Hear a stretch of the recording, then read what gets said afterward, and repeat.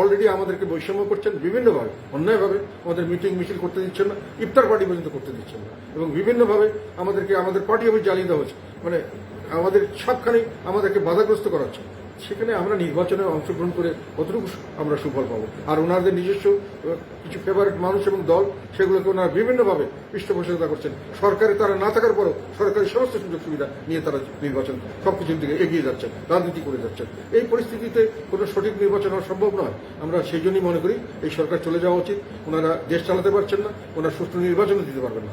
আর যেটা ওনারা সংস্কারের নামে যে কথাটা গান তুলেছেন, এবং দুটোই ওনারা করছেন যে মনে হচ্ছে যেন সময় বেশি করে ক্ষমতায় থেকে নিজেদের স্বার্থ সিদ্ধ করা, নিজেদের দলকে শক্তিশালী করা, এটি তাদের প্রধান উদ্দেশ্য।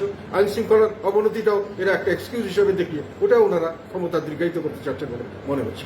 তো আমি সংস্কারের কথা এটাই বললাম, যারা সংস্কারের কাজে আছেন তারা অত্যন্ত জ্ঞানীগুণী মানুষ, লেখাপড়া ভালো, সবই আমি বিশ্বাস করি। কিন্তু একটা কথা আমাদের বলতেই হবে যে ওনারা বাংলাদেশের রাজনীতি সম্পর্কে তাদের কোনো ধরনের কোনো রকম ধারণা নেই, এবং তারা রাষ্ট্র পরিচালনা কিভাবে হয় সেই সম্পর্কে, বাংলাদেশের রাষ্ট্র কিভাবে পরিচালিত হয়, তার রাজনীতি কিভাবে পরিচালিত হয় সে সম্পর্কে তাদের কোনো বাস্তব কোনো অভিজ্ঞতা নেই। ফলে তারা যেগুলো প্রপোজাল দিবেন এগুলো বাস্তবসম্মত প্রপোজাল হবে না।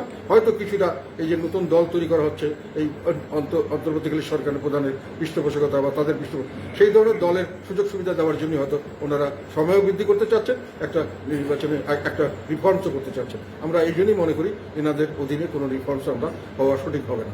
কাজেই ওনারা যত তাড়াতাড়ি চলে যায় আমি মনে করি দেশ ও জাতির জন্য ততই মঙ্গল, এবং সামনের দিকে হয়তো আমরা একটা ভালো দেশ বা একটা বসবাসযোগ্য একটা বাংলাদেশ তৈরি করতে পারবো সকলে মিলে, সকল দেশবাসী সম্মিলিতভাবে। ওনারা দেশকে বিভক্ত করছেন, দেশকে ধ্বংসের পথে নিয়ে যাচ্ছেন, একজন আরেকজনের পিছনে লাগিয়ে দিচ্ছেন, লেলিয়ে দিচ্ছেন। মানুষ হিংসার দেশ এবং ঘৃণা এবং প্রতিহিংসা, এটি এখন বাংলাদেশে একমাত্র রাজনীতির চর্চা হয়ে দাঁড়িয়েছে।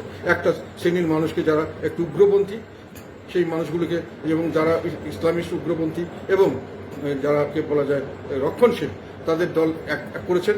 বাকি সব যারা উদারপন্থী মানুষ তাদেরকে তারা ফেসিবাদের দোষর এবং ফেসিবাদ হিসাবে চিহ্নিত করে তাদেরকে সমস্ত রাজনীতি থেকে বাইরে বের করে দিচ্ছেন। এবং এমন কথা তাদের ঘনিষ্ঠজন থেকে শোনা যায় যে তাদের শুধু রাজনীতি করার নাই, তাদের বেঁচে থাকারও কোনো অধিকার নাই। তো কাজে তারা অর্ধেক মানুষকে বাদ দিয়ে তারা একটা রাজনীতি করতে চাচ্ছেন দেশে, হুইচ ইজ ইম্পসিবল, ওইটা কোনোদিন সম্ভব হবে না।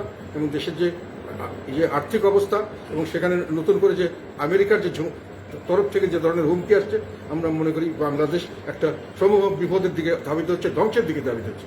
যত তাড়াতাড়ি এই থেকে উদ্ধার করা যায় ততই ভালো।